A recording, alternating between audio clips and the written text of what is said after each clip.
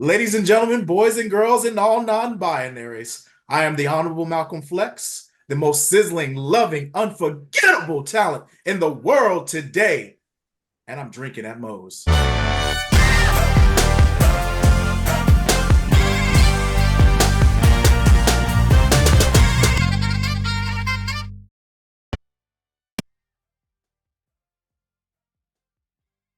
All right, everybody, taking time out before we get this show started. I want to thank Reaper Apparel for having Drinkin be a brand ambassador for their clothing line. They got good stuff. They got t-shirts, they got hoodies, they got beanies, they got lots of great stuff, encouraging everybody to break out of their comfort zone, live their best self, and hey, it's something I try to live every day. Now, be sure when you go and you're finishing filling out your order, use the code Drinkin at Moe's, get 10% off, and the link and the code will both be in the description. Let's fucking go. All right, everybody, welcome Drinkin Moe's. Big Mo here. You know the drill. YouTube, like, subscribe, share, comment, hit the damn bell so you don't miss a minute, because that YouTube algorithm is a pain in the ass. Most places you can find the audio podcast too. Leave reviews there, definitely helps. I am excited to have with me today, marking off somebody from a state that I have yet to interview from, Malcom Phlex. How you doing? I'm doing outstanding. Thank you, Mo. Thanks for having me on. How are you, sir? Oh, I can't complain. June, I got coming up, obviously a month away, but I got some stuff coming up that could be pretty big. I got a big May. I'm trying to remember. There is something potentially every single Saturday of June coming up. So I'm Beautiful. pretty hyped up for that, including, hopefully this still happens because they announced it on Collision, AEW coming to Council Bluffs, Iowa, which is right across the river from me. The closest they've come to Omaha, other than Kansas City, and that's about 2.5 hours away. Okay. So shaping up to have some pretty exciting stuff going on. Yeah. Can't wait. Oh, and I'm making my commentary debut this August for a friend's suicide awareness benefit show here in Omaha, so I'm pretty excited about that. Oh, nice. Doing a little color commentating? Yep, I've always considered myself more of the color commentator type. Like, yeah, I have the knowledge that of some stuff that if I had to, for play-by-play, but I'm definitely, and I've joked with that friend about this, I definitely see myself as more of the Pat McAfee of this show. Okay. That kind of goofball sort of. Gotcha. That's how I am normally. I can be a bit of a goofball. Okay. I can see it a little bit. Oh, and I told them some of the stuff that they've been talking about. I'm like, man, you are giving me way too many damn ideas right now. Yeah.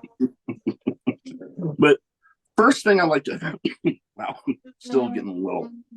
Anyways, first thing I like to start off with, everybody, what got you started as a fan, and then what got you finally deciding to make that leap into the business, while I throw my damn marker here? Yeah, no worries. I'm sorry about the construction going on upstairs. They're remodeling. I don't know if you can hear that over the thing. I've heard a little bit, but it's fine. Okay, perfect. It's like they whenever I get on the computer, they just want to start drilling away and start banging away for some reason. It's like, yo. No, what got me interested was WrestleMania 3. I think it was Hulk Hogan, Andre the Giant. Oh, yeah. I remember this one of the last times I sat down with my father and my brothers to actually watch wrestling together. I was a small kid, and just seeing Hulk Hogan overcome, the Andre the Giant and picking him up and slamming him. It was like, I can do anything, and then it was like following wrestling from there. It was like, eat your Wheaties, take your vitamins and all that good stuff. So it was actually Hogan that got me like entranced with pro wrestling. He Because had that ability. yeah, absolutely. And it was like I said, it was a little kid. I was like, what, 10 pounds soaking wet? No, but about 70 years old. And I was like a little guy. I was a twig. So I got in fights quite a bit. And I was trying to be a ladies' man. But everyone always, I've learned over the years, it was always jealousy. Even in my adult life, it was like, oh, this guy's charming. Here you go. Let's mess with him. So it was like, all right, I got to get big. I got to start lifting. I got to do sports. I got to, I got to be like Hulk Hogan, who was able to overcome this big bully, and he was able to pick him up and put him down and get victory. So that's how I kind of lived my life. And then, for the most part, what made me take the leap, I got followed it through the Attitude Era and everything. Didn't know anything about the Indies. I didn't even know anything past, WrestleMania 3. I didn't know anything before then, and so I wasn't like a huge fan. I would just go in and watch like the pay-per-views. I would follow what Hulk Hogan was doing, and then it was Bret Hart. But what actually got me the leap was I watched through the Attitude Era. It was Rocky Maivia, The Rock. His confidence was like the personality that I was like, you know what? If he can do this, I can do this. You know what I mean? So I started to, do all the little backup things first. I thought you had to, play sports in order to get in. I thought you had to, do other things outside of wrestling in order to get in. I had no idea about schools or anything. And I believe it was until I went to college. I was in law enforcement. I was in the military. I was a Navy shipmate. And it wasn't until 2009 when Rock was coming back for a WrestleMania, and I was super geeked about him coming back because I hadn't watched wrestling until that time of me living life. And I was like, oh, he's coming back. And one of my buddies was like, yeah, I see you're super excited about it. What do you think about, getting into it? I said, man, I've never like thought about like getting in, like, because I didn't know where to go. I was like, I've always wanted to do it. He's like, I know someone who was in WWE. And at the time, I didn't know who this guy was. His name was Dave Hollenbach. And it wasn't like he was there as an extra, basically. He had a match Yeah. with Tony Kazina against the what are they? The full-blooded Italians. Okay. Velocity. And so I didn't even know anything. And so like we exchanged numbers and everything. I bounced around with him for a while, trying to figure out like, where do I start training? What do I start training? Because he didn't have a school at the time. And so he's the reason why he broke me into the business. But it was definitely Rocky Maivia and his confidence that was like gave me the driving force. So you know what? I can do this. I'm 29 years old. I don't want to look back at my life and regret anything. And so I've been doing it ever since then. So it was like 2009 up till now. I think there was like a break in between there because of wrestling politics. And I had to find a school to go to. Once I got in, I start talking to people and start networking.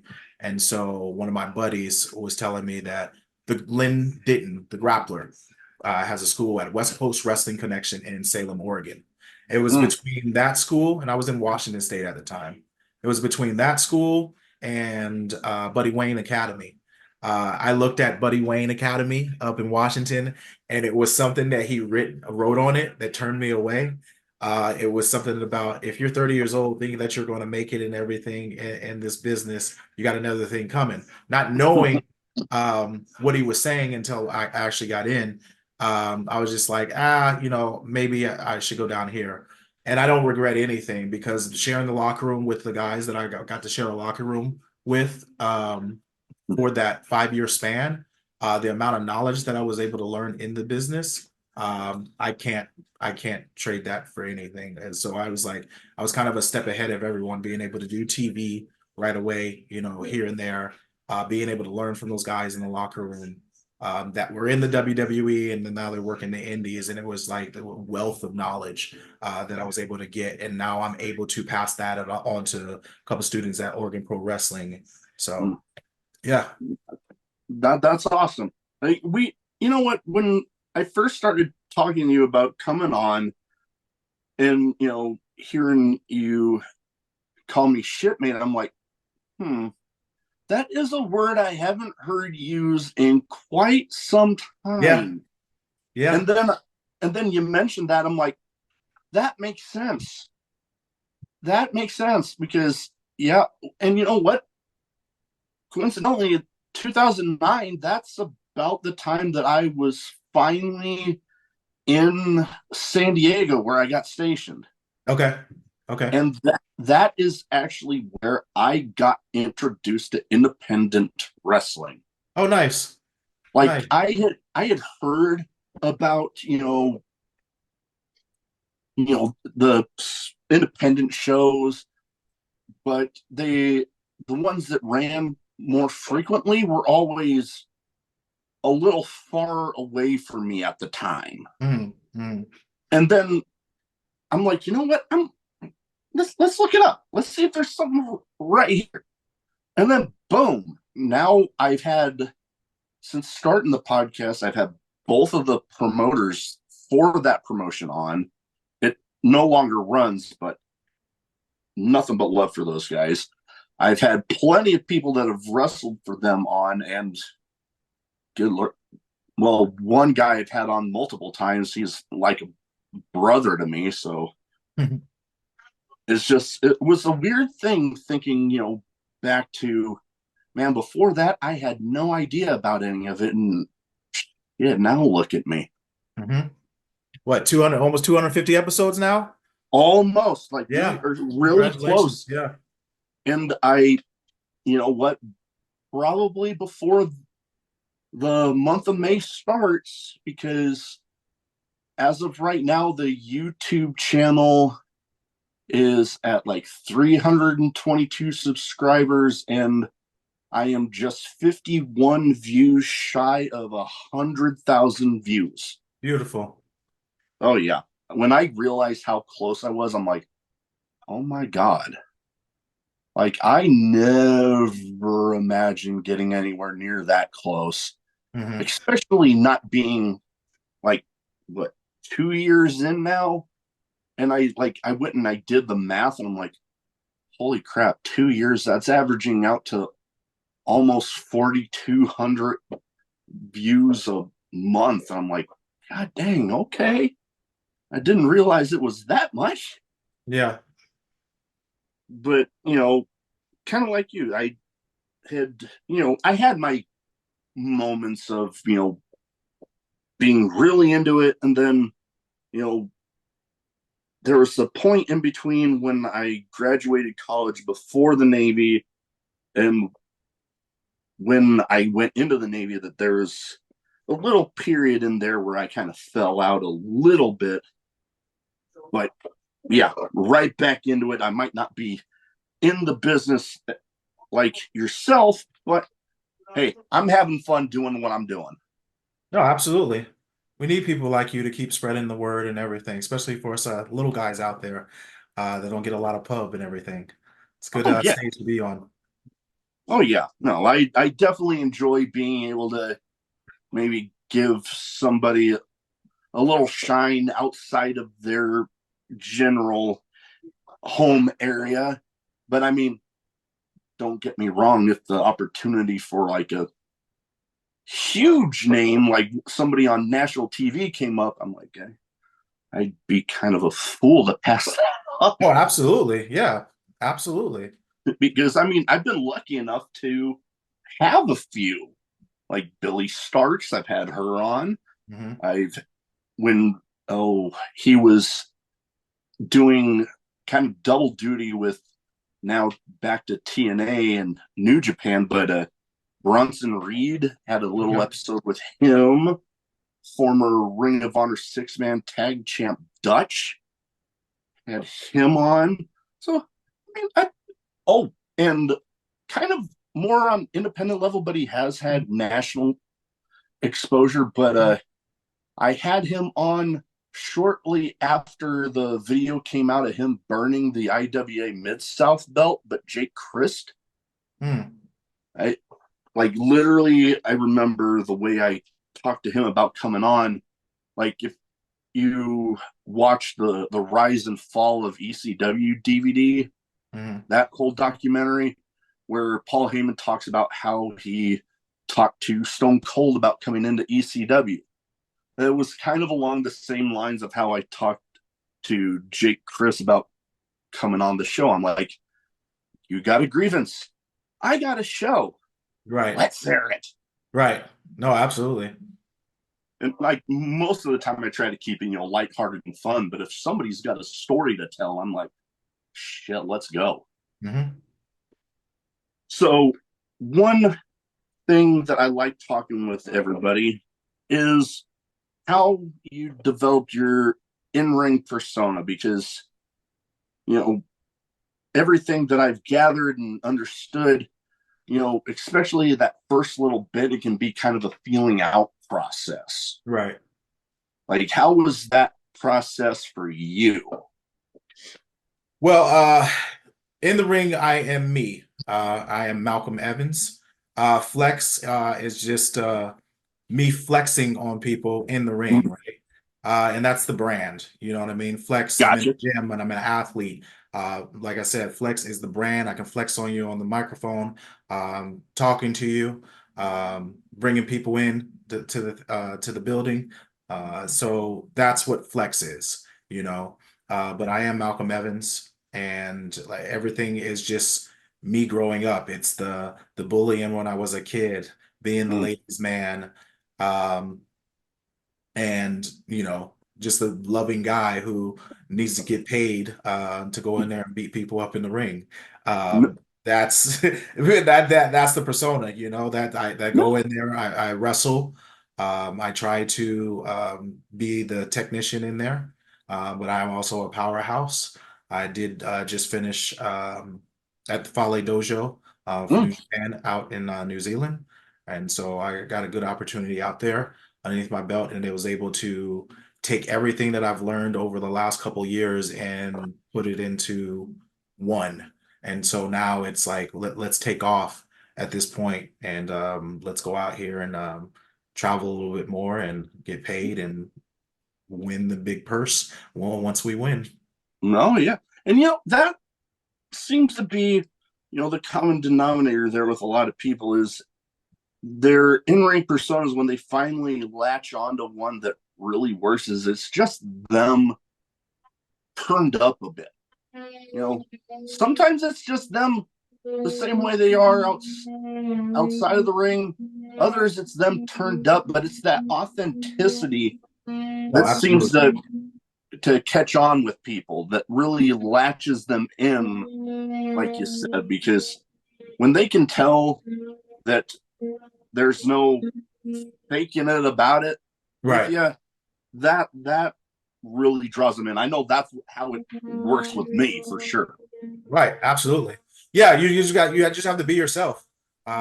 It took me a while to understand that, because even when I spoke, I would always try to be someone else. Even if it was people that I was studying, like the Muhammad Ali's or the Denzel, or, you know what I mean. I would take on even their verbiage, their cadences, and it was like, no, just be yourself. Like go on there and feel it.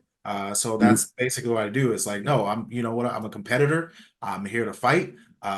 X, Y, and Z, and Dub is coming here. Like that, Oh simple yeah. as that. Like Oh yeah. that's No, but that's all it is. That's just I'm out oh there to win. I'm not trying to be anybody else that I'm not trying to be.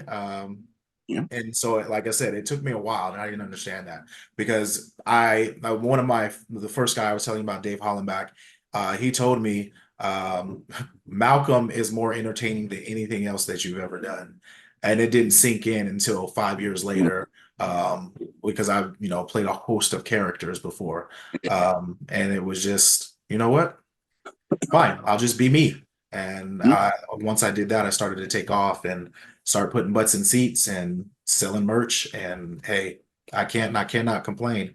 Now it's just trying to get the name out there a little bit more, fight some more credible people that are supposedly better, and so I can go in there and beat them, get a Yeah, better record.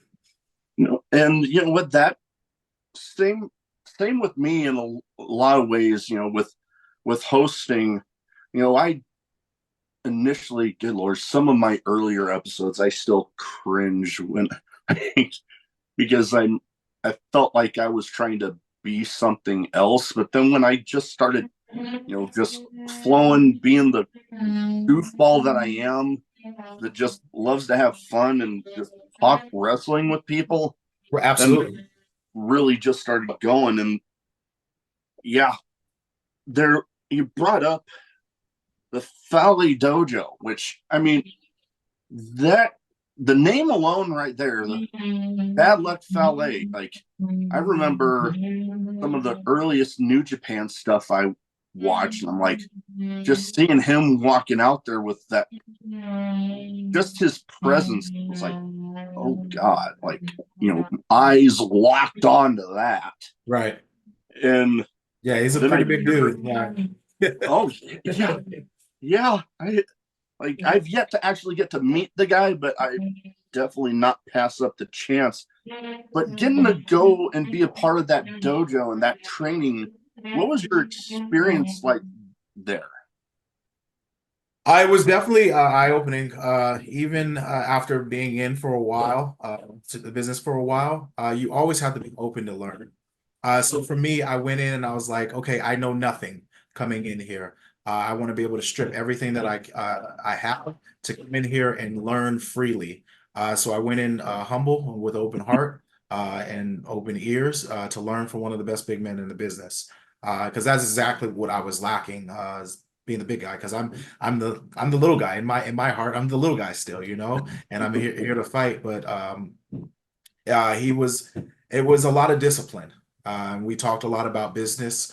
And I've heard it before. It's like you have all the tools, and I was like, well, then why am I not signed yet? And it really comes down to the networking, the relationships that you have, definitely your record get noticed.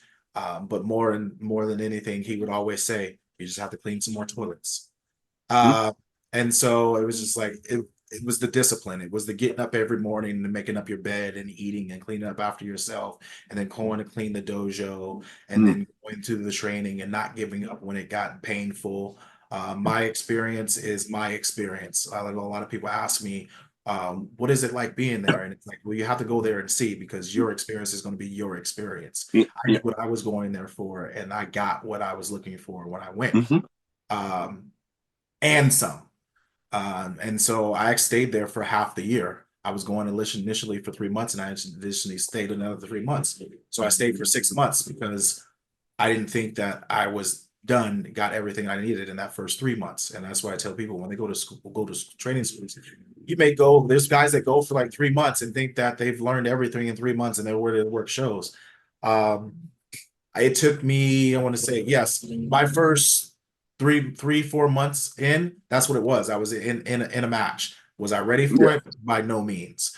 So even coming here after being in for 8 years, my goodness, after being in for 8 years, there's still so much to learn, um, because we don't work like they did back in the day where they were working every night. Sometimes if you're lucky, you're working 4 times a month. You know what I mean? I Mm-hmm. was actually blessed and had the opportunity to work, or I could work Friday, Saturday, and Sunday some months, and then like every weekend, sometimes from Thursday to Friday. Now I get flown out to places to work.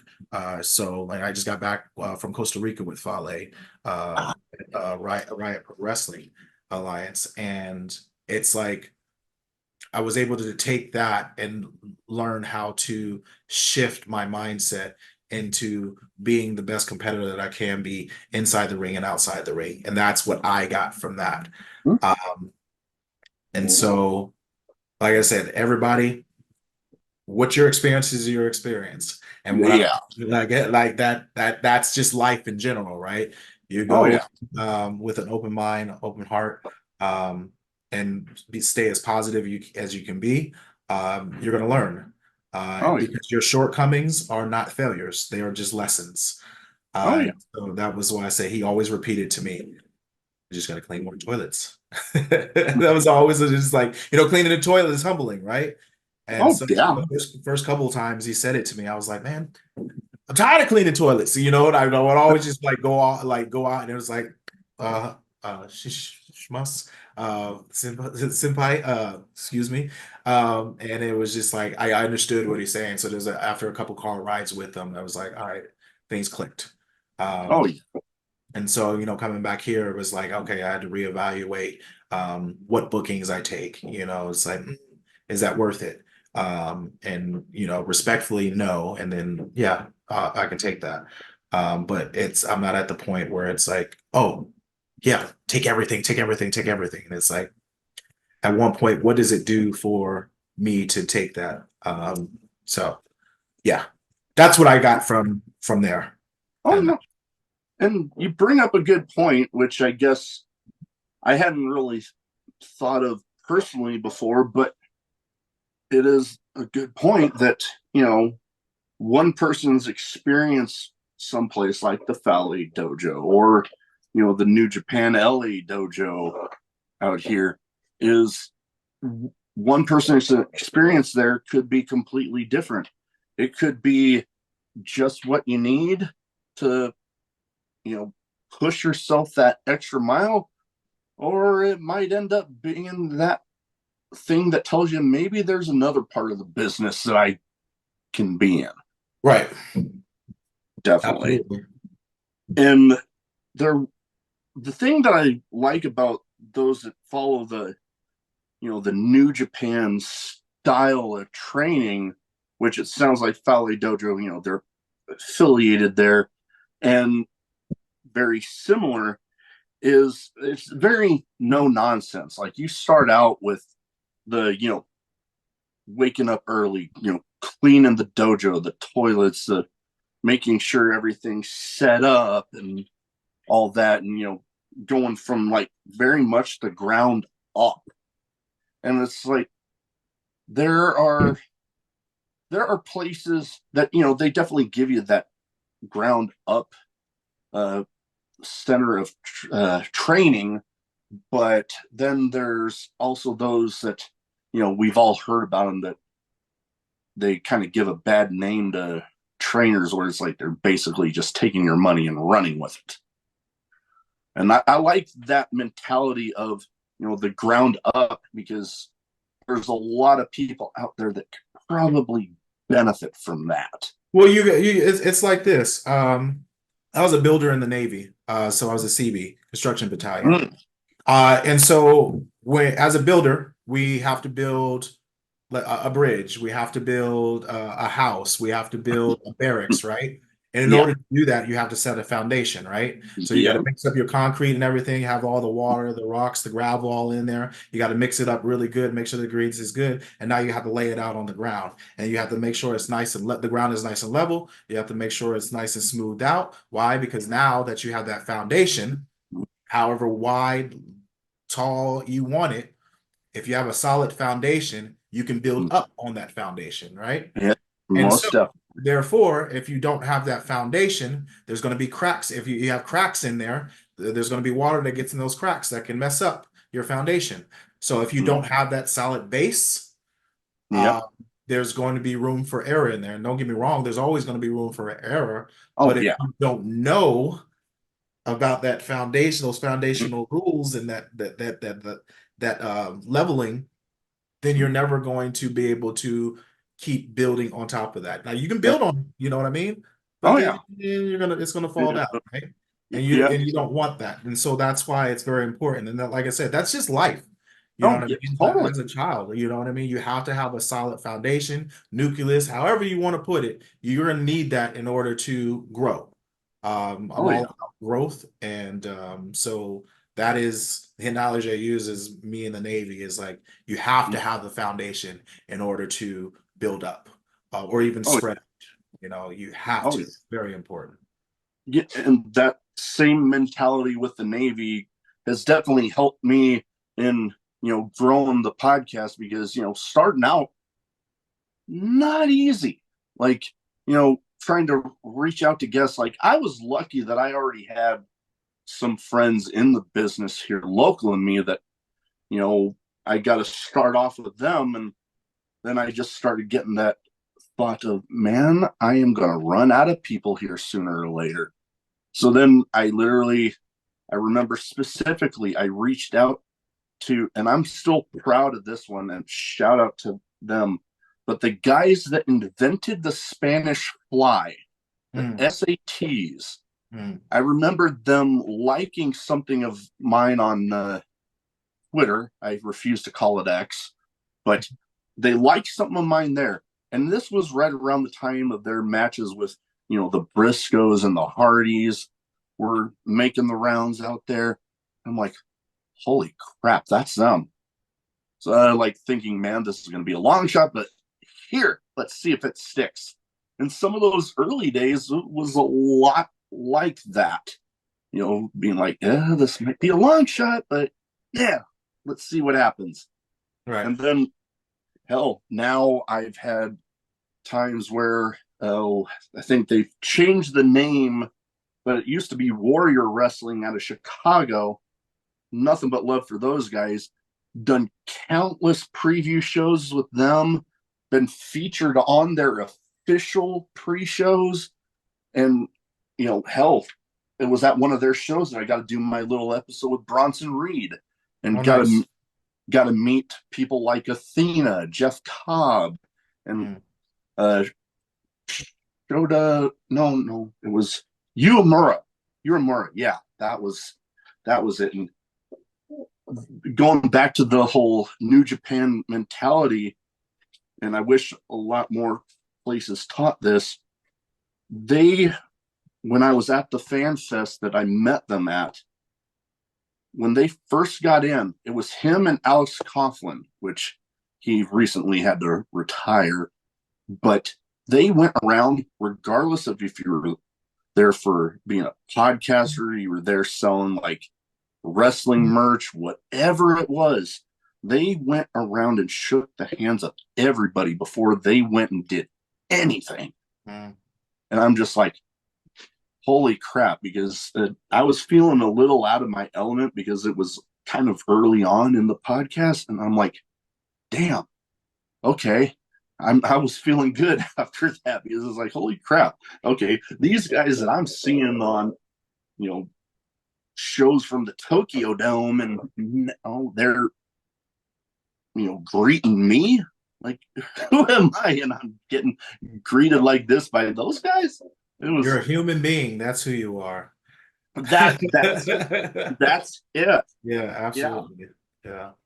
But it was a fun time. And, I think my dog is, I leave my door to my basement open because I feel bad about leaving my dog by himself.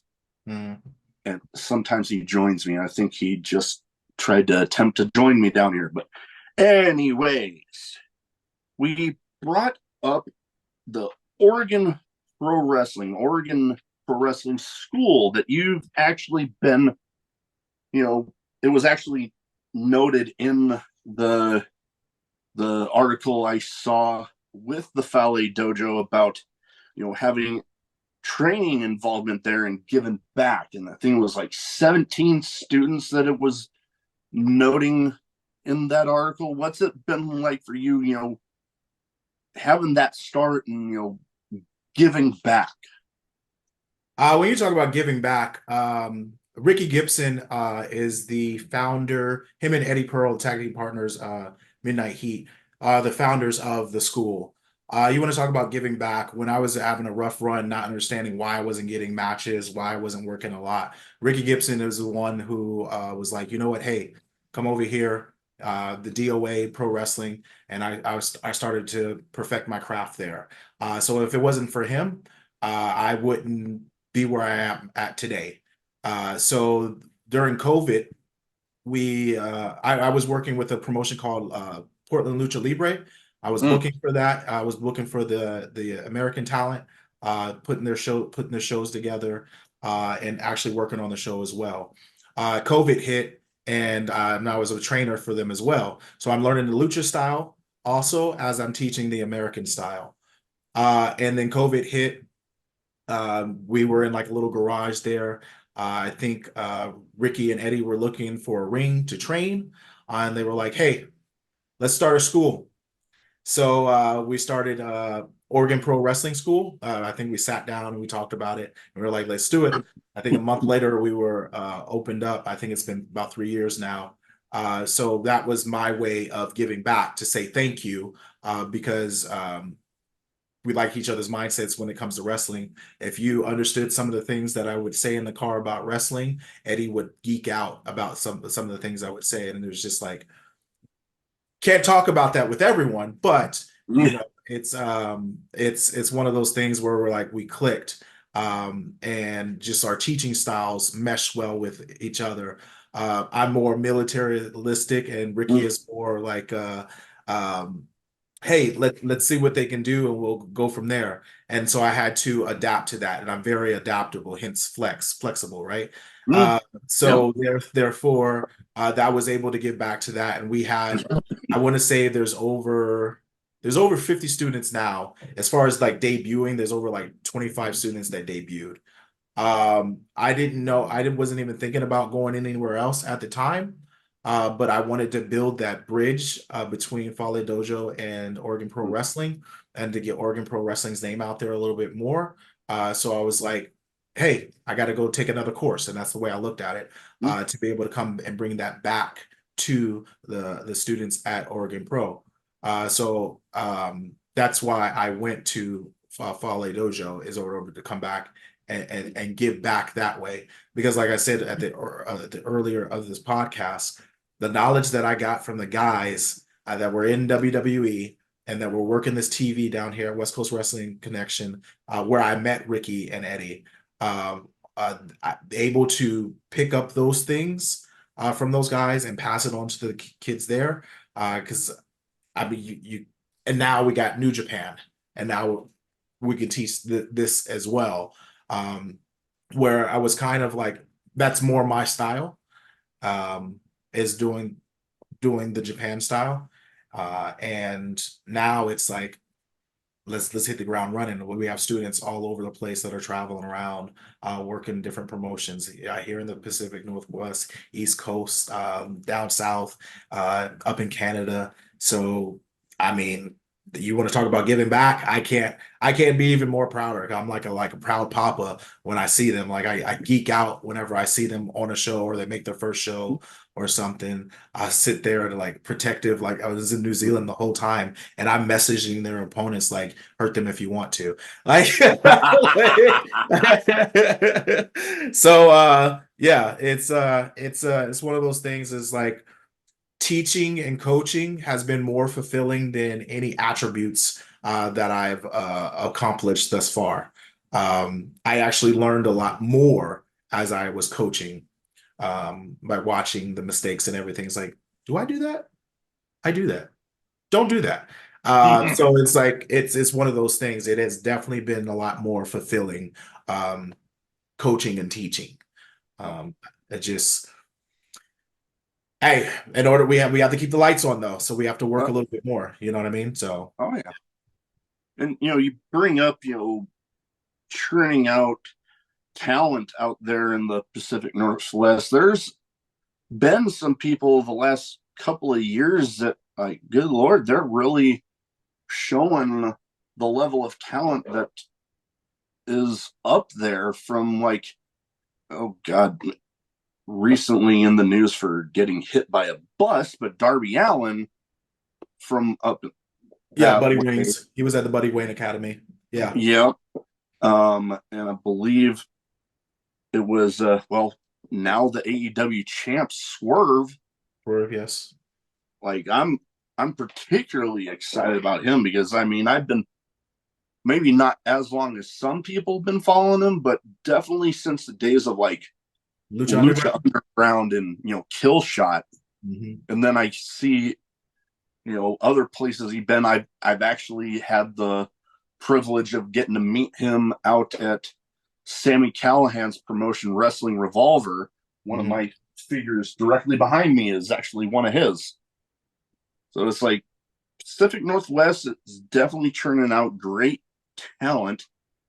Buddy Wayne, his son Nick, good Lord, such a young age and already Yeah, world he's pretty travel. amazing. Yeah, I knew that early on, working with him at DOA, back when he was, sheesh, 16. So I knew it was special then. So, but yeah, we have quite a few students out here at Oregon Pro that are out here wrestling. We have the Flaming Aces and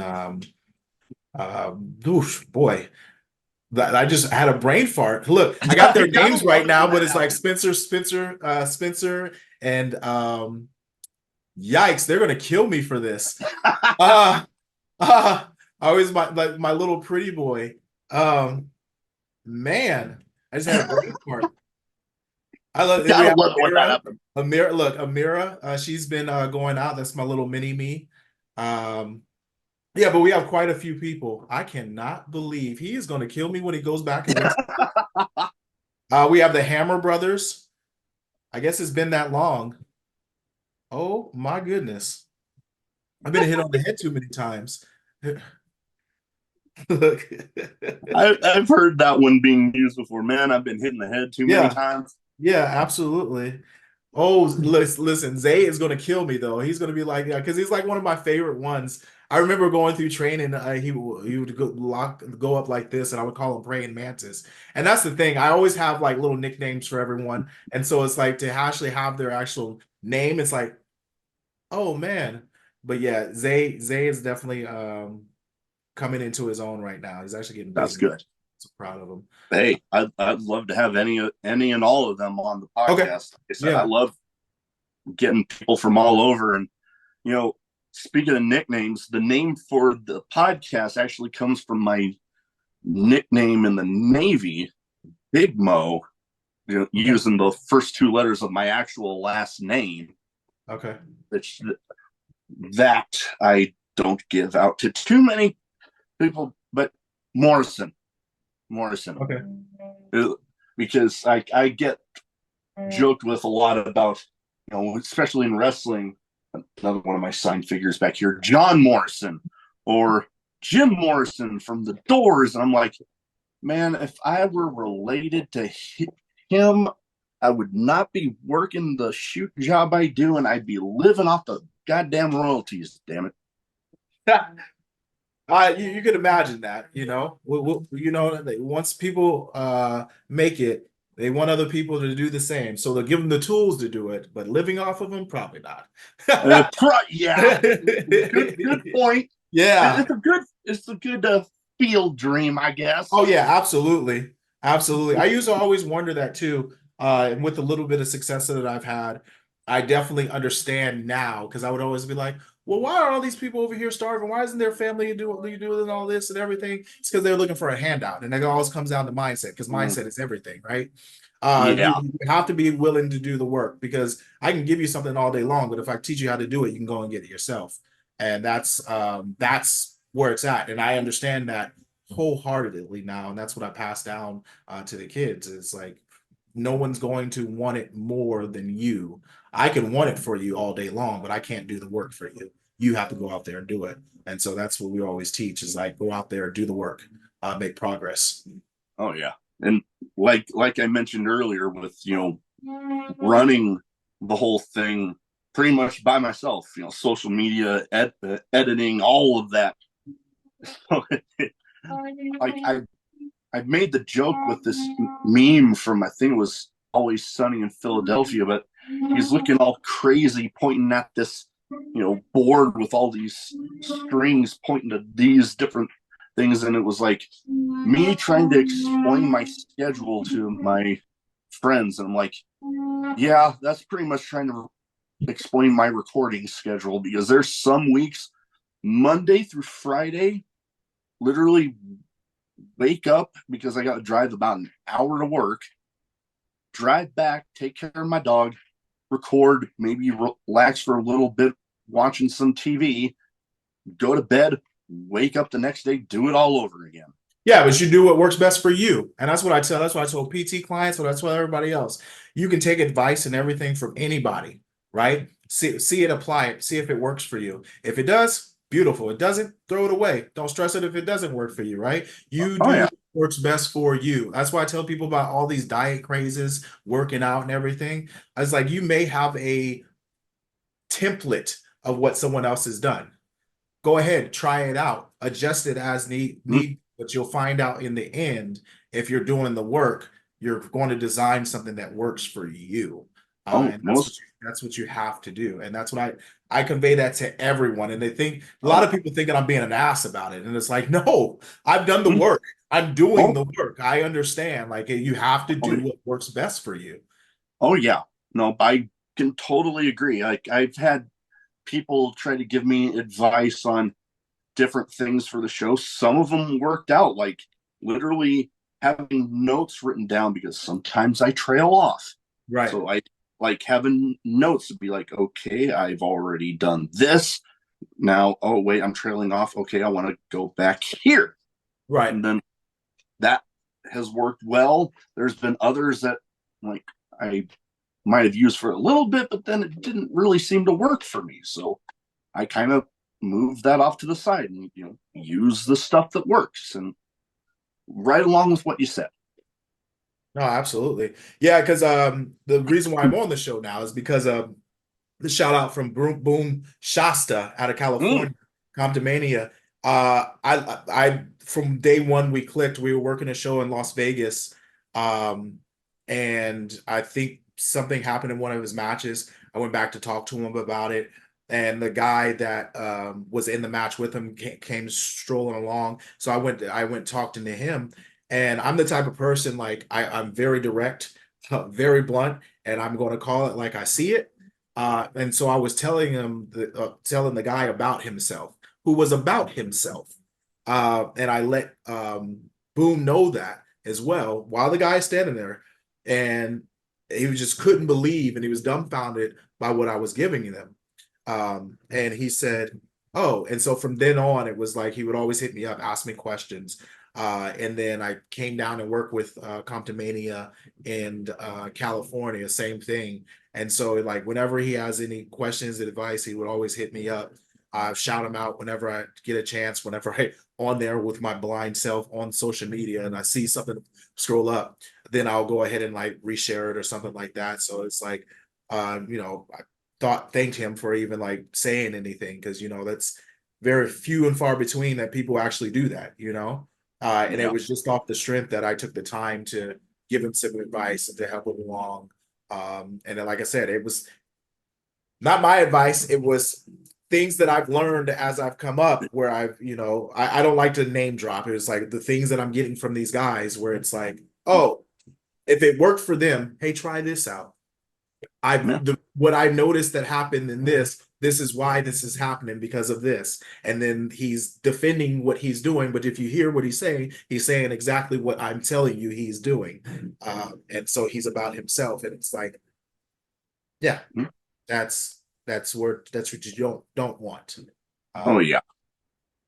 Nope. And I've definitely had, especially down in Southern California, since it's been kind of like a second home to me, having spent pretty much my entire enlistment over there, besides the part that was deployed, that there's a guy down there, the one that I said is like a brother to me, SoCal Crazy. okay. He he like a damn brother to me. He like I remember hearing when he was going through cancer treatments for the first time, and I'm like, oh God, like I had wanted to reach out to him about coming on, but then I'm like, oh God, he's going through all that. Is he really gonna want to? Then he was all about it. Right. And then hell, I'm forever grateful to him for this.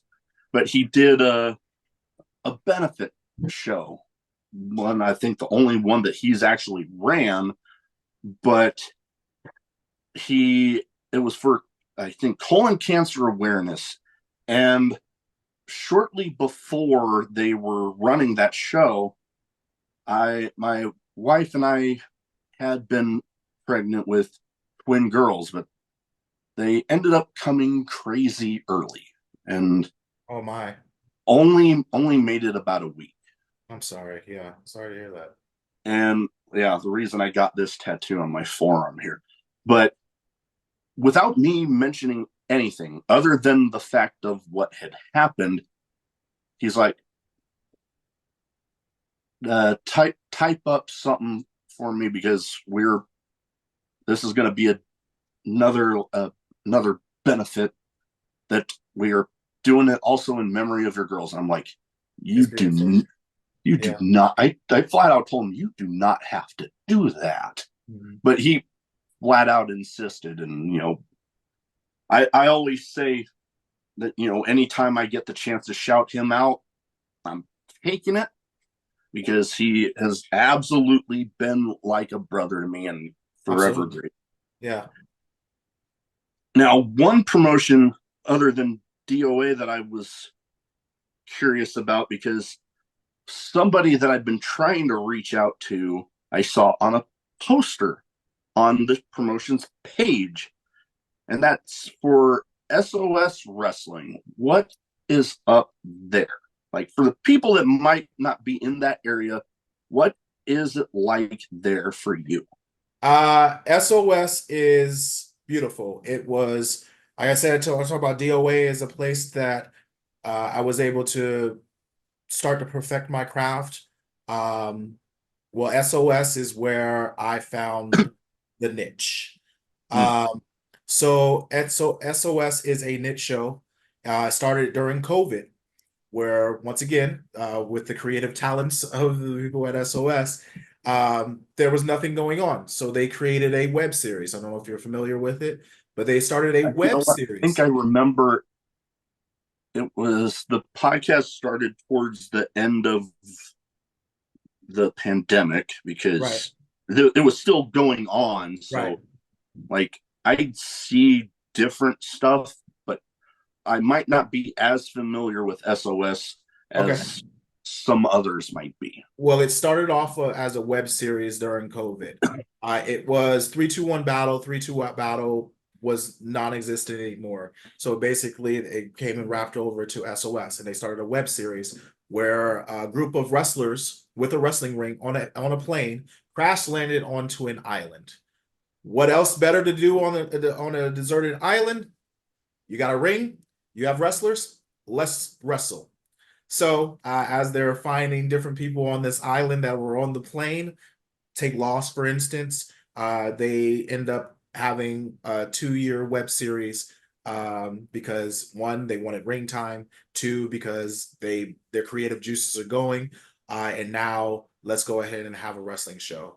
I wasn't on the web series, but I was actually on their first show. I believe it was about 2 years ago, the first live show in Tacoma, Mm. Washington at Edison Square. Um, and everyone has been great there. It's one of the best locker rooms that I've been in, where everyone is super positive and works well with each other. And they have grown, um, and now they're I believe they're doing 2 shows now a month. But Drew Pitfall Jones is the owner, Booker. I believe Aubrey Edwards is in there as Mm. well. But I believe, and then Drew's wife as well is there, and they bring people in from all over to the island. And it is, like I said, it's a niche show. So you're on the island. The live show is you're on an island. Mm. So that's, I fly in to the island quite often. Now, I was their champion before I left to go to the dojo, so I had to relinquish that. Um, Still haven't gotten it back yet, but I will. Carl Randers is the champion now, but it will happen as soon as I finish up a couple of things and can focus on a little bit more. Oh yeah, no, totally get you there. All right, so I have two categories here that I like to round off the show with. first one, bit of a name game where, as much as possible, I like to theme it towards the guest. There's a little bit of a SOS connection here. Like I said, somebody that I've been trying to get on that I saw on the poster, some New Japan connection, and a little bit of a wild card. Just thinking, man, this would be cool to see you going up against this guy. Jeff Cobb, Well, you know what? Why not? one of my dream matches. Yeah, yeah. We'll yeah, we'll go with that All because right, go ahead. he was Go actually ahead. on the list. So we'll start off with him, Jeff All right. Cobb. So given thoughts on the person. Oh, give thoughts. Oh man.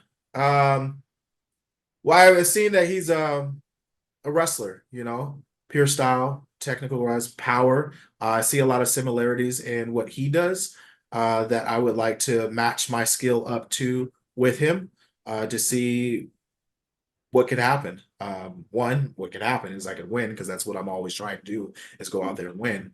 But I would like to. That's like I said, it's one of my dream matches. I saw him up at Defy in Seattle, and I spoke to him briefly. And I'm not one to also like talk about like, oh, I want to face you, I don't face you. You know what I mean? Because if it doesn't make money, it doesn't make sense, right? So that's what I look forward to. It's like so that's what I've been trying to do is build up to where I could get in the ring with said person in order to have this match because like I said, it's all about I want to make some money as I'm doing it. So put butts in seats. If people want to see it, let's do it.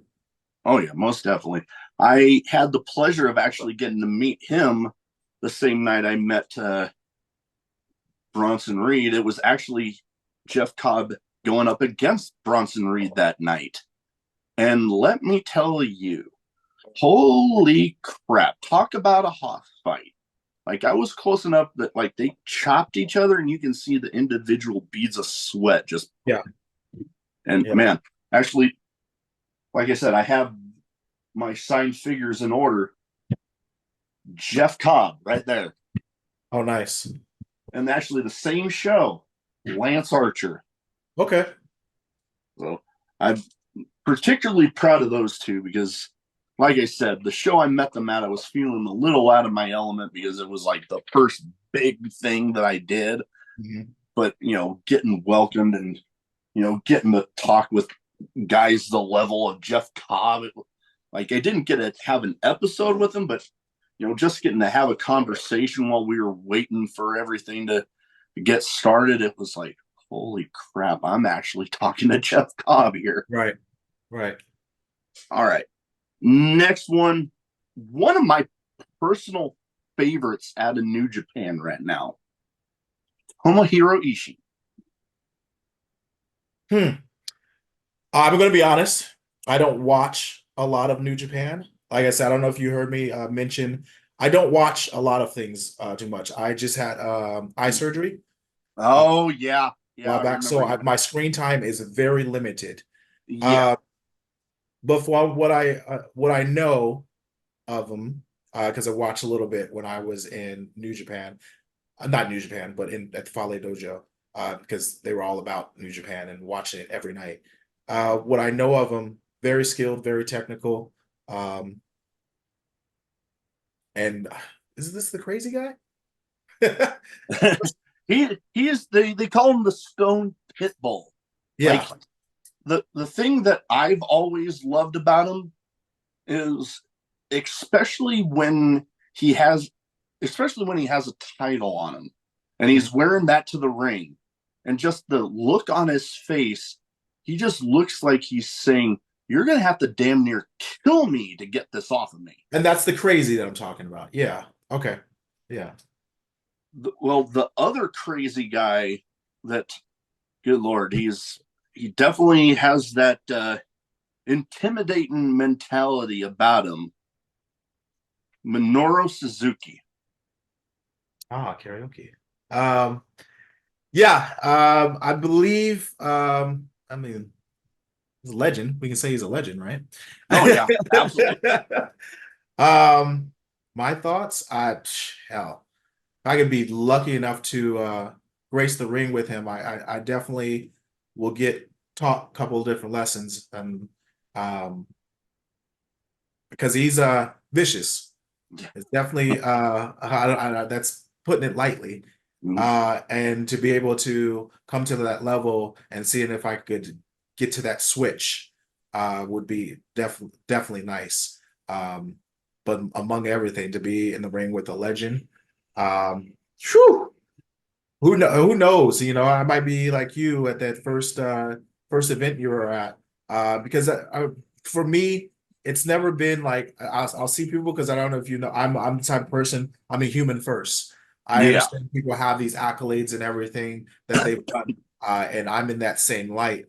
So for me to um kind of say in a sense geek out for someone, I it's never that for me, but it's always the learning I could get from this Y- person, that's what I geek out about. It's like, oh, am I would I, how would my skills match up with this person's skills? Would my abilities be able to overcome where they're at? mm, Would they take me to another place? And he's the one person that was like, I might have to step up to a different element of my mm. abilities in order to match up with him. Oh yeah. Now, next one, we'll go with the one that I saw on the SOS poster, Su Young. Oh, mama, Sue Young. Isn't she a corpse? And then like she's just like the Corpse zombie Bride? bride or Yeah, something. I yeah, think yeah. that Zombie that's is, what yeah, it corpse. is. Yeah, yeah. No, Sue is believe it or not, very tactical in the way she does things in the ring. Um, I believe she just became the son of a beach champion at OSOS, beating Chris Ryzik for that. So she'll be Okay. back around more often. I think she is from the Washington area, believe it or not.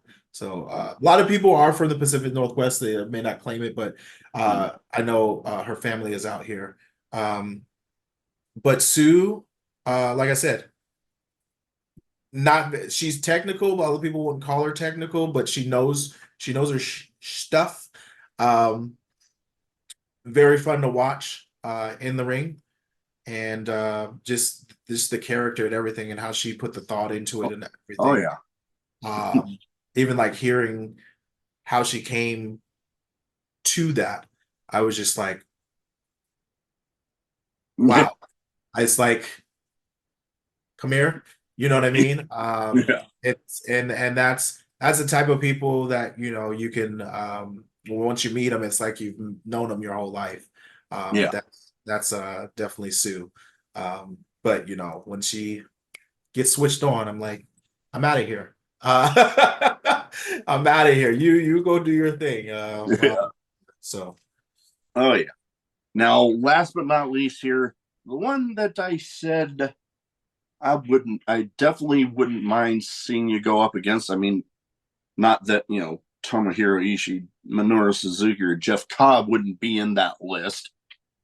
This one's another one that didn't fit into the New Japan side of things, but talking about another guy that I got a signed figure of back here, Keith Lee. so early on, I would always get offended when people would compare me to other people. Yeah, I am the type of person, I reiterate this, I am a human first, right? I don't care. true. And I'm an equal opportunist. Yeah, that's If the you way I am with stuff. Yeah. So if you step in the ring with me, we're step in the ring with me. And I always hated being compared to other people. The first one I would always hear would be Junkyard Dog. And then it would be Ron Simmons. And then it would be Keith Lee. And I said a lot of people are comparing it to one because we're African Americans. Two, you see some similarities in that and how we are in our charisma. And but I am me. I am Yeah, Malcolm Evans. I would love to um, match skills with Keith Lee. I know he likes to fly around, and I'll let him fly around and fall on his face. But but he has is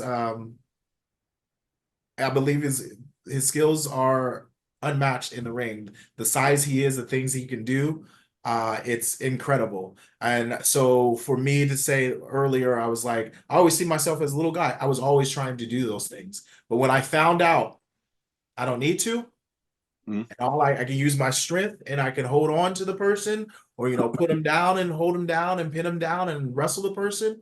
I would like to see how we would match up to that in that because he is a phenomenal wrestler. And like I said, I'm sorry, am I using the wrong word for him? Phenomenal. Gimmick infringement. Uh, but yeah, no, was it not glorious? That's another thing. But yeah, so anyway, he's good in the ring. Basking in his glory. I think that's what. Glory, see, there it is. Yes, and I applaud that because self-awareness is very important and confidence. Like I said, The Rock was the reason why I decided Mm. I can do this. And so having that confidence in oneself is very important. Not Oh, worried about what anybody else thinks of it. So you go ahead and bask away, and I will be outstanding. So oh yeah. there you go.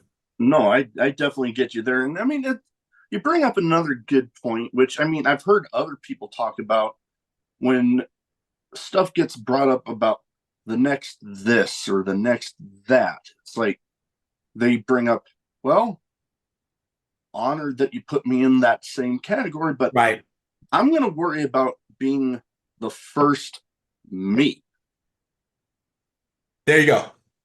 And so I had to learn from that is to appreciate where they were coming from because they saw some of that greatness in that person in me. And so I needed to be like, thank you. I appreciate that. And I moved on. And I didn't have to tell them that I want to be the first me, Yeah. but in my mind, that's what I'm thinking. So I had to catch myself, and that's the growing and the learning, right? Yeah. Where it was like, oh, you know what? Thank you. I really do appreciate that. Um, and now it's like, yeah, that's who I want to be. I want to be Malcolm Evans. I'm here to flex on you, period, point blank, and be outstanding as I can be. And so that's what I portray. And because you never know, me barking at that person and telling them about that, could that have stopped me from getting something else later on? And that's True. where I had to focus on the positive. So I had to look at the positive and then change my mindset where I had to focus on the positive of what they were looking at, where they were coming from. Oh, Yeah.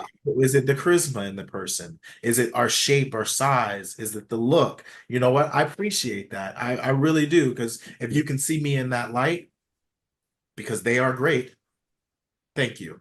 I do appreciate that. And that's where you got to come from. But at the Oh, same yeah. time, I'm going to be me, period, point. Mm-hmm. Yeah.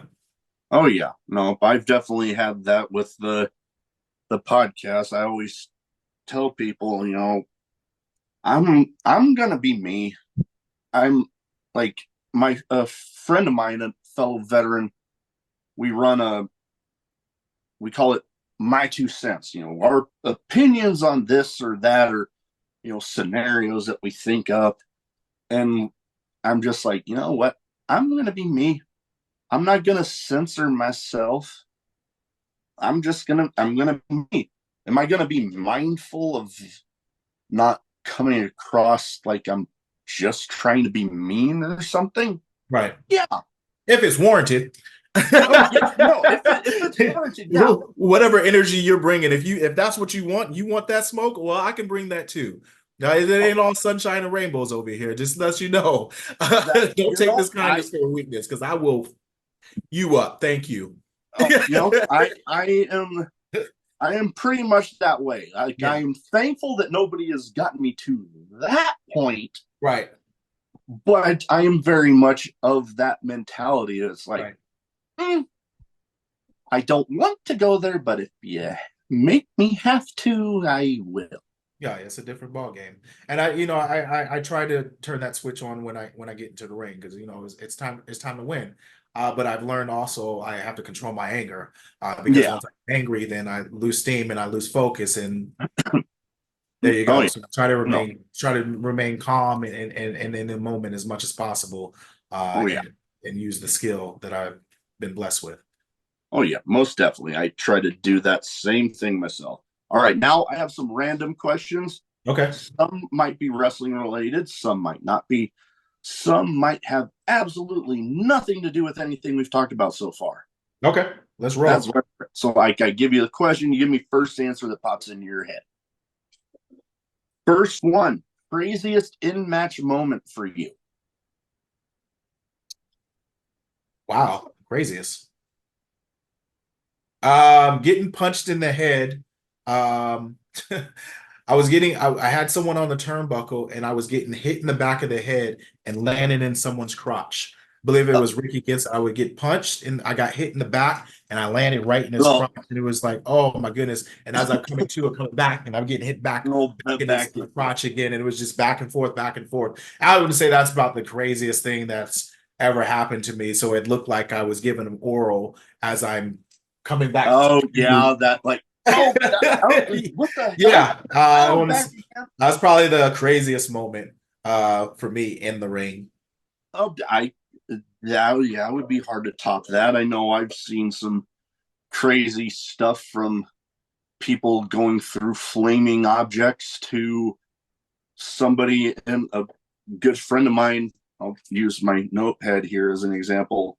Ladder bridge between guardrail, ring apron. I see him with a guy up on his back like Sheamus's white noise. And then I see him look down at the ladder. I'm like, oh God, no. He jumps ladder and they disappear from view. Oh, wow. No, thank you. Yeah, no. No, thank you. I already got a bad back from the Navy. I don't need Yeah, that on no, top of no, it. thanks. Yeah. No, most definitely. Now, wrestling, whether it be independence or national TV, there's a lot of traveling, a lot of people having, either movies or music playlists. What would you say? Couple songs that might be on a playlist for you while you're out traveling. Motivation from Ti. Coming of age with Jay-Z and Memphis Bleak. Um, a lot of the Kendrick Lamar's right now. Okay. Say he's definitely conscious. Little Lupe Fiasco, Okay. lasers. Ah, yeah. Um, sheesh. I mean, anything that's going to be motivational and a little upbeat. I have a list of things on my Spotify that I not even just as I'm traveling, I listen to it as I'm working out at 4 o'clock in the morning. So like it's just on the same tracks over and over and over again that's on there. But those are the main ones that come out. I think there's Drake is on there as well. Um, yeah, there's a couple things here and there. Gotcha. Yeah, I listen to a little bit of everything, and Yeah, I like you. There's Back in Black, stuff ACDC. that I mean, I do have that on my phone. Oh, I was just talking about that was another one that just popped in my head. Yeah. Yeah, no, like I have stuff like, okay, if I'm a little like irritated and I just need, when you have those music that just fits certain moods, and like, you know if you're irritated, sometimes you don't want to hear some happy-go-lucky whatever. You just need something to just pump you up and be like, oh, I'm gonna get through this. Yeah. I have that. I have my music that puts me in a good mood. I have that. I like, hell, I'm wearing a shirt from the time my wife and I went to Arrowhead Stadium in Kansas City and got to see him play, the country singer Luke Combs. Mm. We saw him there, and my wife actually won VIP meet and greet, so I actually got to meet the guy. Oh, So nice.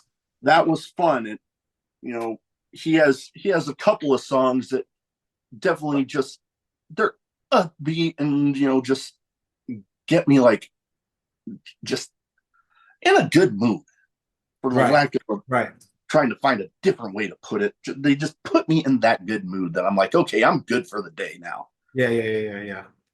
Yeah, that's why I have the tracks that I have because it's always about growth in the songs, the way they tell their stories in them, and that's the motivation of parts because like there's always that even flow where there's going to be ups and downs, and then it's like, Yeah, hold up, wait a minute, and then, so it's like let's take a pause here. All right, let's get our refocus. Boom, positive things.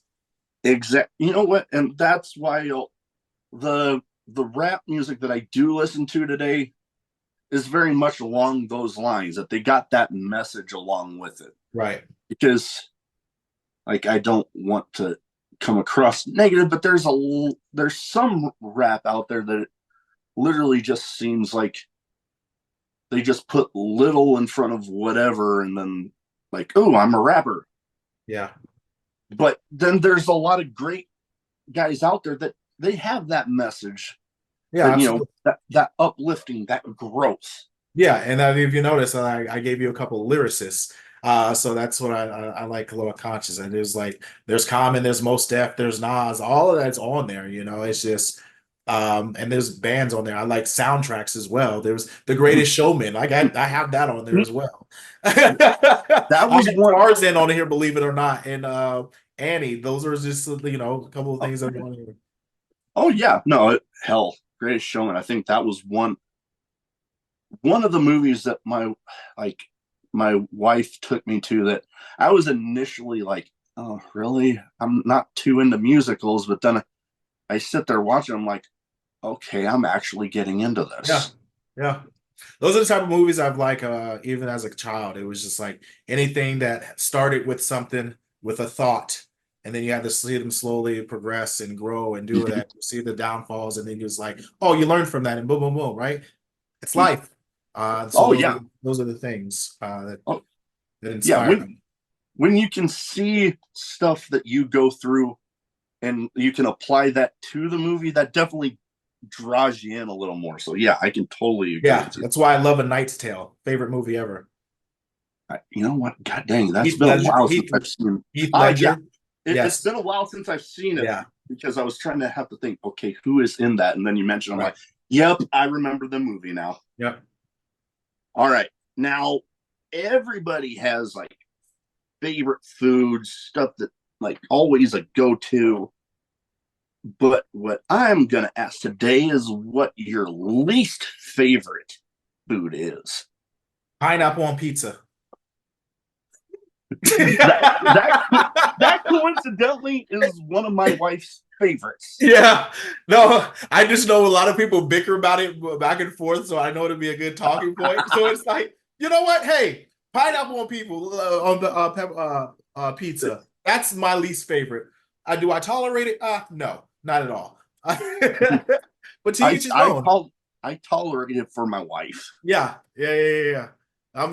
We usually when my family wants it. Well, I guess we're getting multiple pizzas in because I'm not eating. I know, right? Well, you can pick it off. No, there's sweetness on the pizza. I don't want Yeah, the sweetness on the pizza permeates in the cooking. it.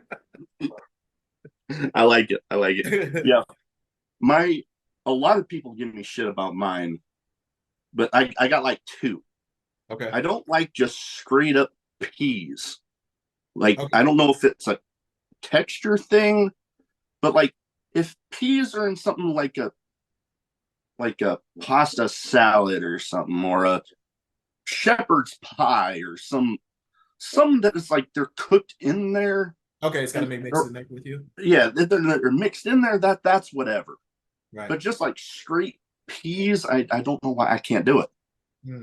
But the one that people really give me crap about, deviled eggs. Oh no, huh? I don't know why. The one time my family actually got me to try one, I about puked. Hmm. I don't know if it was a texture thing again, because I'm not a picky eater. I will try just about anything once. But yeah, I tried that one time and I just haven't had one since. Hey, to each his own. If it's not for you, it's not for you. That's why I say the pineapples on the pizza because realistically, if it's there, I'm going to eat it, right? Yeah. And so when people get so upset about what other people don't like and what they like, it's like, Yeah. why does it matter? Yeah. I'm like, If you- I'm that way. Like I said, I tolerate it for my wife, but right. then I'm like, in the end, Yeah. if it's there and it's in front of me, Yeah. fuck it, I'm gonna eat it. Yeah. Yeah. Yeah. Yeah. Devil's eggs. That's not the first time I've heard that. Holiday season, deviled eggs. Let's go. You know what I mean? No, yeah. I don't know what was maybe they didn't put any sugar in it for you.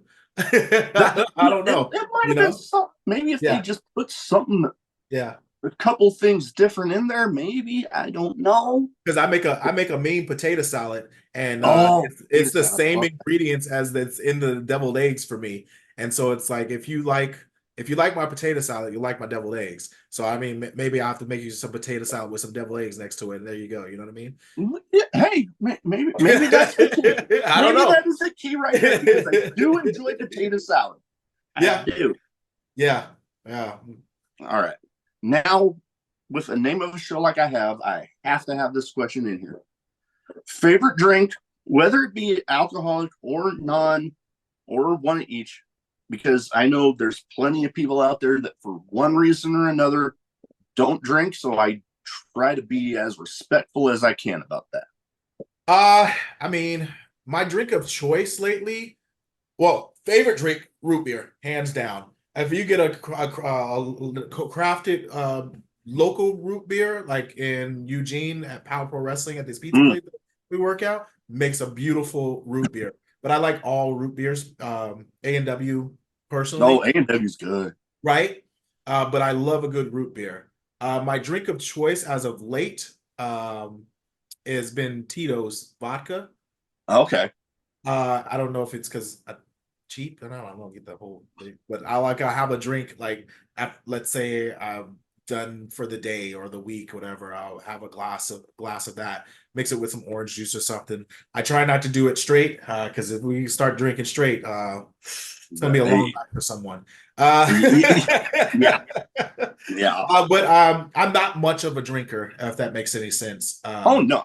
I'm Usually during like special occasions or whatever, like I said, because in college I got down. And they have those people that come around and I was like, they were like, how much do you drink? And I'll be like, oh, I drink like a drink a night. And they were like, warning, red flags, that's sign of alcoholism and everything. I was like, one drink a night? They were like, well, it adds up. If you have one every night, then you can turn into two. And so I was like, yeah.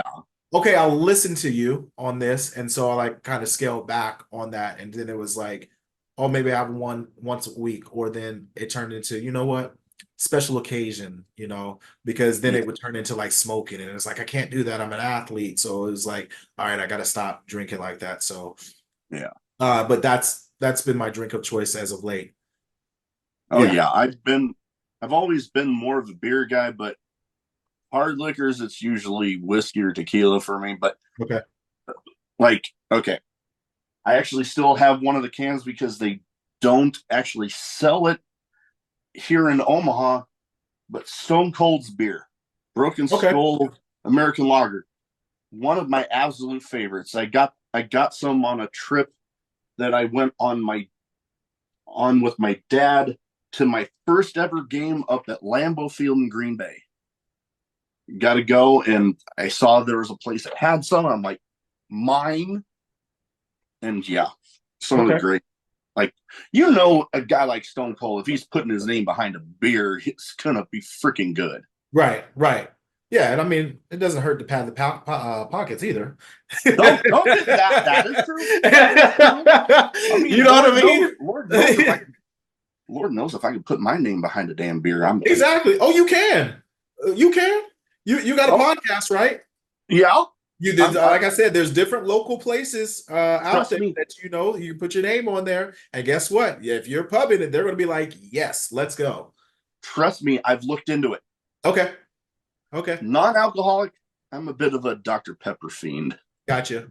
But I root beer, I do enjoy good root beer. A&W, one of my favorites. But there are those places you go to, they have those special craft ones Yes. that like special to that place. Yes. Oh boy, you can get some good ones that way. Oh, I'm trying to tell you, there's this one. I every time I go to work for Power Pro Wrestling down in Eugene, I'm like, yeah, let me get one of those root beers. It's like this is a cheat day, thank you. Yep. Yep. I can have this sugar, thank you. Oh yeah. All right. Now, last but not least here, best advice you have for anybody wanting to get into wrestling. Go ahead and try it out. Realistically, go with an open mind. Find a credible school to go and try it out at. Because I think you mentioned earlier, like you may find that it's not the thing for you in ring, really. Well, I've met a couple people like that where they got down in the dumps and now they're one of the top production people in the area now. There's different jobs in pro wrestling for everyone, but if it's really like your heart of hearts, what you want to do, um, go try it out. Um, Make sure that you're working out because it is a lifestyle. You have to eat well. You have to drink your water. You have to take your vitamins. I don't know if I said work out because it's a lot of working out. You have to you have to have the right mindset for it as well. Because if you have a piss poor attitude, you won't make it. I'm gonna let you know that right now because it's not the type of thing that you get into because it's not going to happen overnight. Yeah. It's not. A lot of people think it's you just you go in here like, oh, I'm going to go do this and I'm do that, and it's like, yeah, it's more mental than it is physical. But you definitely have to because getting in like and doing the training, you're going to go through roughly like the training is the easy part, but getting through the training is the hard part. If that makes any sense because it is No, mentally. When you have to sit and do 1,000 squats to learn a lesson, well, guess what? You can say fuck it and not do the 1,000 squats. You're out. But if you're mentally prepared to go through that torture of running a 3K every morning, doing 500 push-ups a day, doing 500 sit-ups a day, then by all means do it. But you're going to have the mental wherewithal to go in there and try to do it and be yourself. That's what I have for people is like find a credible school, make sure that you're wanting to live the lifestyle because it yeah, is a lifestyle. It's an that it everyday is. 24/7 thing. And I'm fortunate enough to been able to do it for as long as I have and to stay as healthy as I have been because of the recovery, which is one of the most important things Mm. is getting the massages, getting the acupunctures, rolling out on the foam roller, stretching, drinking the water. Those are very important, but find a credible school. Oregon Pro Oh yeah. Wrestling School. Hey, Oregon Pro yeah. Wrestling. We're in Hillsboro, Oregon, so definitely Mm. want to try it out. Like I said, Oh, I'm a firm believer in anyone that couldn't come in there and try it out. We found a couple of kids on tryouts that have come through and are working shows now. So, a mm. lot of people that come try out, they find out that, oh, maybe this isn't for me. Cool. No Yeah. harm, no foul. Thanks for coming to try it out. We'll see you at shows. Yeah. That's No. that we'll keep an open mind and everyone's welcome. But not everyone's going to make it. But No. like I said, equal All right. opportunity, equal opportunity here. Like come and try Most definitely. Most definitely. And it's not like right now it's as hard to find a reputable school as it was, back in the day where you might be traveling across yeah, wow, words are hard. Across the country right. to find a reputable school. Now there's, Oregon Pro Wrestling School. I know down where I was in Southern California, they got Santino Brothers. Mhm. They got, Midwest, we got a couple. I've even had the Brave of Black and Brave Academy on. Mhm. Uh, all over the country, you can find a reputable school. So basically, if you're willing to look, you can find one Oh, absolutely. somewhere near you. Absolutely. And it all depends on what your goals are. Like, where do you want to end up? Like I said, that's where the mindset starts. It's like, Mm-hmm. if you want to live the lifestyle, why do you want to do this? And that's going to be your driving force the whole time. Why you want to do it. Set down goals that you want to do. Have a vision board.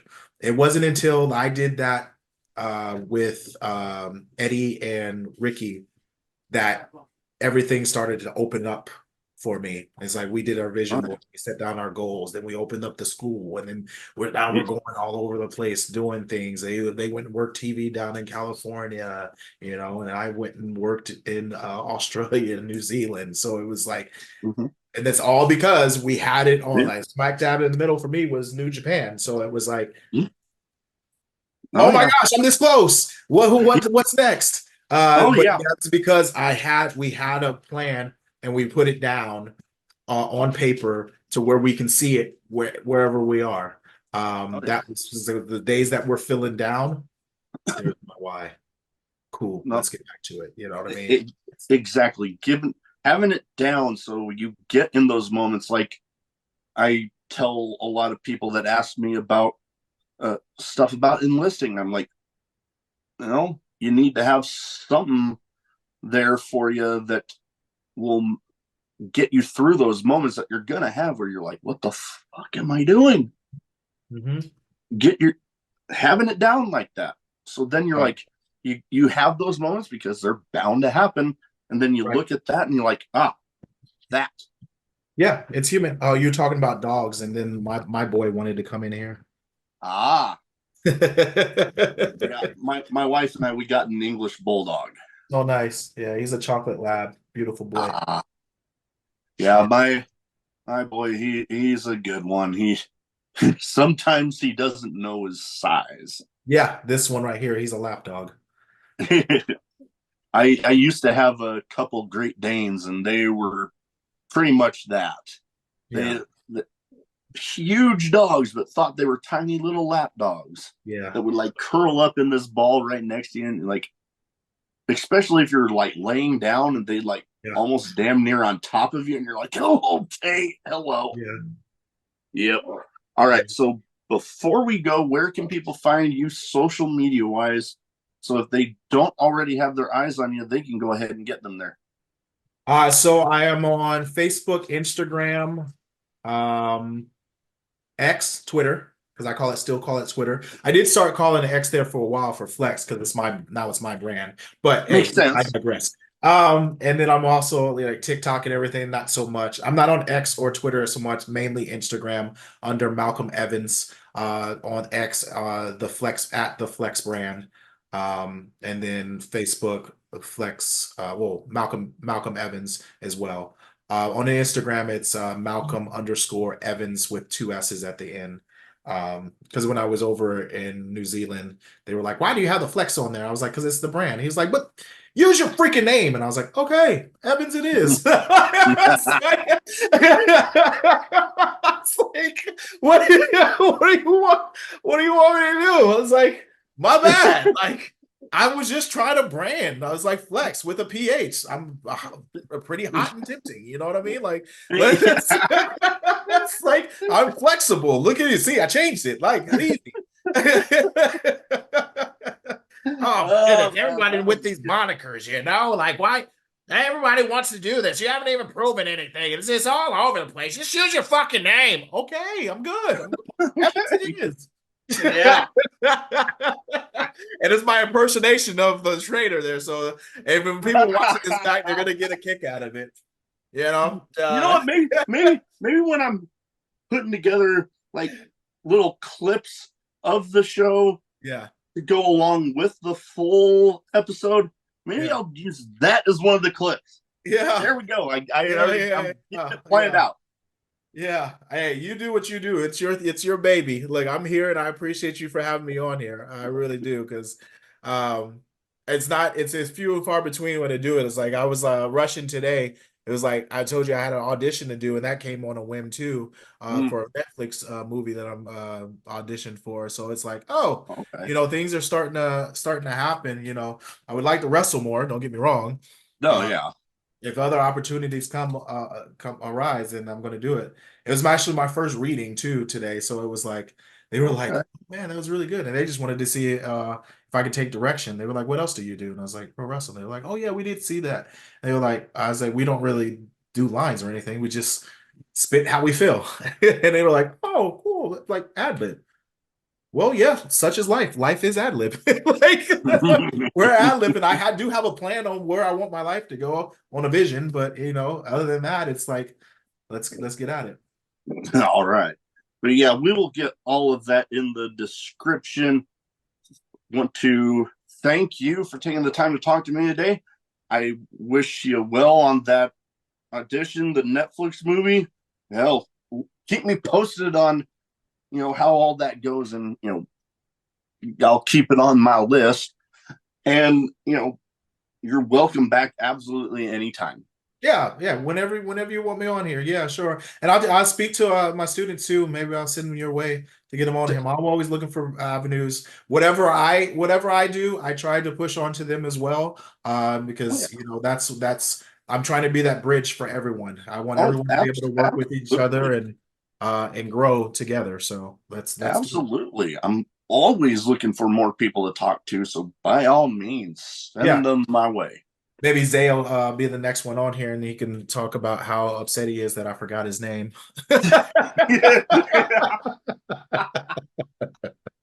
Oh, now that would be an entertaining Yeah, conversation. yeah, yeah. So you just be like, "Oh, Flex." Well, that's about all I had for now. Thank you again. Thank you. You have a good one.